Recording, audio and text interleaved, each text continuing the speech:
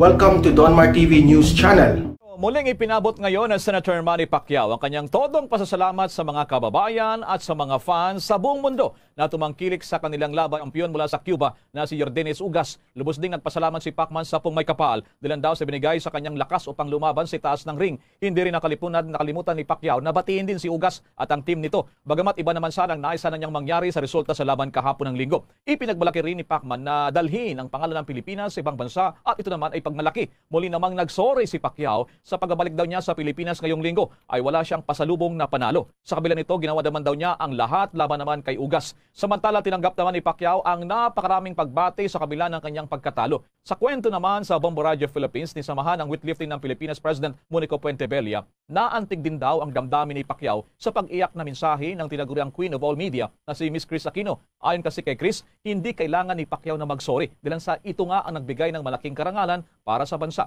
Narito pang kwento sa mga tagapakinig ng Bombo Radio Philippines at mga viewers nitong presidente ng SWP na si Puentebella ukol naman kay Miss Chris Aquino. Nagulat ako pati si Jinky. Talagang natat sila sa kay Chris Aquino na hindi naman to sportsman, hindi atleta, umiyak. Sabi niya, umiyak ko dahil sa iyong yung mga panalita niya after the fight, yung mga yung mga interview after nagsalita si Kamao, doon umiyak si Chris at iba pang mga tao. Yung sinabi niya, ako po'y naghihingi pa umanhin na ako'y natalo ngayong gabi but I did my best. Sabi ni Chris, bakit ka mag-apologize? Why say sorry? Because binigyan mo na kaming karangalan buong Pilipinas, ilang taon, 20 years of pride for the Philippines, magpapasensya ka, kami ang magpasalamat. Sabi ni Chris sa kanya, kaya pagbalik mo, please continue the fight. Hindi lang naman tapos to eh. Sabi ni Chris, mayroon ka pang laban na mas malaki dito sa Pilipinas. Yan ang sabi ni Chris. Kaya kami tinginan kami, ano kaya itong mas malaking laban? So si Chris nagsabi niyan. Mula yan sa Las Vegas, Nevada, kwento pa rin ng sama ng weightlifting ng Pilipinas President Monico Puentebella. Kanina nga po inanunsyo ng PDP laban na tinanggap na raw ni Pangulong Rodrigo Duterte ang alok na tatakbong vice-presidente sa nalalapit na halalan. Eto, mamayang gabi ay mag-aabang tayo dahil tuloy ang Talk the People ni Pangulong Duterte at eto, sinabi ni Secretary Harry Roque, ang spokesperson ni Pangulong Duterte, na posibleng mag-agenda ng ulat sa bayan ng Pangulo ay ang konfirmasyon nito kung talagang tatakbo na itong bilang vice-presidente sa ilalim ng PDP laban o hindi.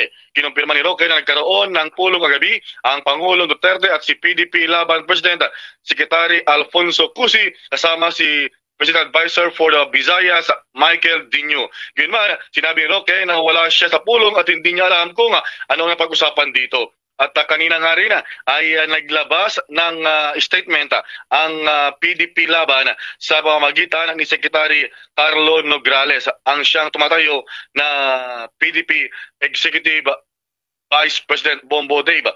At nakapaloob dito sa kanilang inilabas na kalatas na tinanggap ng araw ni Pangulong Duterte yung alok na siya ay takbo sa pagka-vice-presidente. Ito, tunghayan ko lamang, Bombo Dave, yung naging nalalaman ng press release o karatasa ng PDP Laban. So, pagkatapos daw may presenta ang popular na panawagan mula sa PDP Laban Regional, Provincial at hanggang sa Barangay Councils na naghahangad ng transisyon ng liderato na magtitiyak sa pagpapatuloy ng mga programa ng administrasyon sa loob ng 5 taon, kabilang na yung paglaban sa terorismo, insurgency, korupsyon at kahirapan at yung illegal na droga. At ganoon din yung tagumpay ng implementasyon ng Build program at yung 10-point socio-economic agenda ay tinanggap na ni Pangulong Duterte yung aloka at pumayag na umano'y magsakripisyo para pakinggan ang clamor ng mamayan at tatakbo sa pagka-vice-presidente sa 2022 national elections.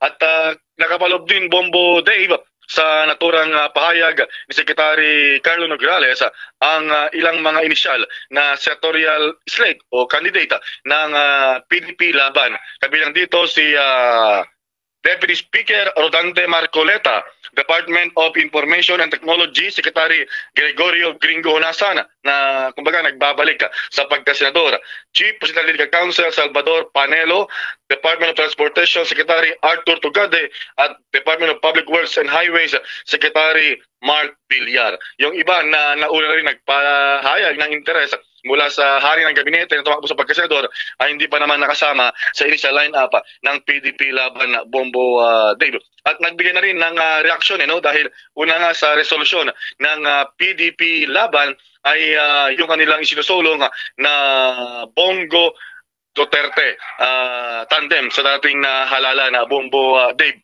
At yun yung kanilang isinusulong na tatakbo sa pagka-presidente si Senator Christopher Bongo habang Vice President naman niya si Pangulong Duterte. Pero sinabi ng senador na sa ngayon daw ay hindi siya nag-ambisyon at hindi pa interesado sa naturang pagtakbo sa pagka-presidente. At gusto raw niya muna na unahin yung bakuna bago ang politika. Yan ang kanyang reaksyon naman dahil naungkat muli yung naturang usapin na Go Duterte tandem sa lalapit na halalan Bombo Dave. At pakinggan natin yung bahagi ng pahayag ni Secretary Harry Roque naman kaugnay sa inaasahan natin na anunsyo ng Pangulo formally mamayang gabi.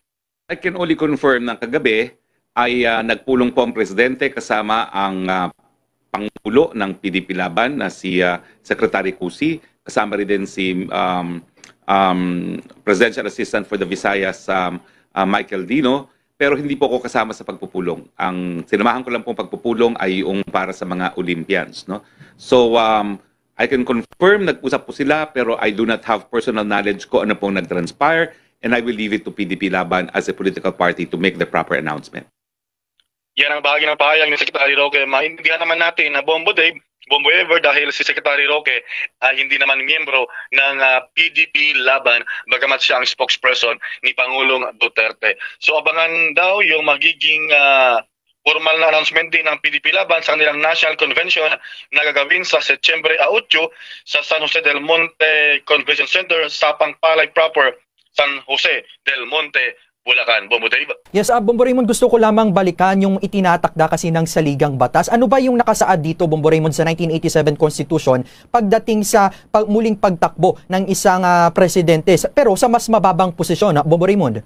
Well, may mga iba't ibang school of thought, ika nga Bombo, school of thought, Bombo Dave, yung pananaw sa legal. May mga nagsabi na ilang mga legal luminaries na hindi siya pwedeng tumakbo sa pagka-vice presidente dahil baka yun nga may chance siya na muling maging presidente kapag nag-resign o kusang bumaba sa pwesto ang Pangulo kung siya ay manalo. Pero sang-ayon naman sa posisyon ni Secretary Harry Roque at iba pang mga kumbaga legal minds din, malinaw daw doon sa saligang batas na ang nakalagay lamang ay bawal na magpa-re-elect o tumakbo sa kaparehas na posisyon na pagkapangulo ang sitting president o yung nakaupo na Pangulo. So, kumbaga, silent, tahimik daw ang saligang batas sa usapin ng pagtakbo. Wala nakalagay talaga na bawal tumakbo ang sitting president sa ibang posisyon like vice president o kaya senador o kaya congressman to that matter, Bombo Dave. So yan ang kanilang posisyon. So pwede raw. Kumaga, byproduct na lang kung matatawag kung halimbawa nanalo siya at yung kanyang presidente ay may nangyari sa kanya like death o namatay o nagkasakit ng maluba o kaya ay kusang nag-resign sa kadahilanan na incapacity to fulfill yung kanyang mandato. So kumaga, wala daw nakasaad doon na ganung kwalifikasyon sa saligang batas.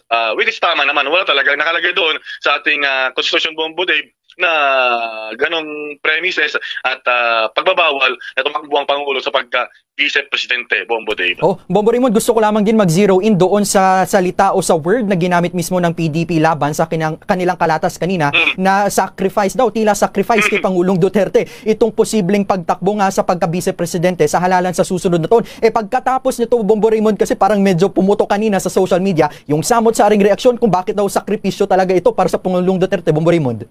Well, siguro sa pananaw ng PDP Laban, kaya ginamit yung salitang sakripisyo dahil siyempre tatakbo siya sa pagka-Vice President, susugal siya na pwedeng matalo at siyempre magkaroon ng mapahiya, ika nga, Bombo Dave. At the same time, kung manalo, sakripisyo rin para sa kanila na another 6 years na magsilbi instead na sana ay magretiro na at magpahinga na lamang kasama yung kanyang mga apo sa Davao City. So yun ang kanilang konteksto ng kanilang posisyon na sakripisyo, yung pagtanggap ng Pangulo, ang kumbaga yung resolusyon at alok ng PDP Laban na tumakbo sa pagka-Vice Presidente, Bombo Dave. Pero siyempre, may iba naman na pananaw na para sa nila, hindi sakripisyo dahil kumbaga panibagong posisyon at extended na kapangyarihan if ever, Bombo David. Pero Bombo Raymond, yung bilang naman ng nasa listahan ng senatorial slate ng PDP laban, maaaring madagdagan pa iyan, no? Kasi sa kasalukuyan, isang kongresista, 4 na cabinet secretaries. Tama ba yung pagkakaalala ko, Bombo Raymond? Tama ka dyan, dahil 12 naman, di ba, yung kailangan sa lineup nila. Oo. May mga unang mga pinalutang actually noon, initially, no? Kasama nga dyan dati si Presidential Spokesperson Harry Roque. Nabanggit na yan yung pangalan niya. At ganoon din naman si Leyte, Congresswoman Lucy Torres Gomez, na parang sinasabi nila na i-adapt nila. So may mga lumutang na even kabilang sa ibang partido pero wala pang confirmation from their ends, Bombo Dave. So tingnan natin sa kanilang National Convention sa September 8 kung mabubuo na yung kanilang 12 senatorial lineup, Bombo Dave. So mamaya talaga abangan natin kung mismo ang Pangulo kabang-abang mamayang gabi yung kanyang talk to the people, yung kanyang ulat sa bayan dahil ngayong gabi yung naka-schedule na meeting ng Pangulo sa IATF.